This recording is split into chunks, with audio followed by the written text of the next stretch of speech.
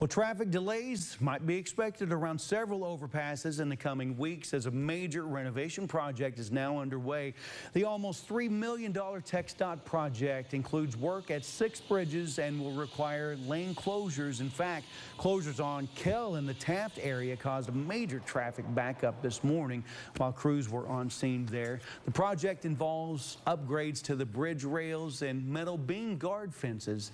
Bridges that will have repairs are Kell westbound over Kemp and Taft, Kell eastbound over Kemp and Taft, the northbound I-44 bridge at the Red River, and also the Seymour Highway bridge over the railroad tracks right there near Smith's Garden Town.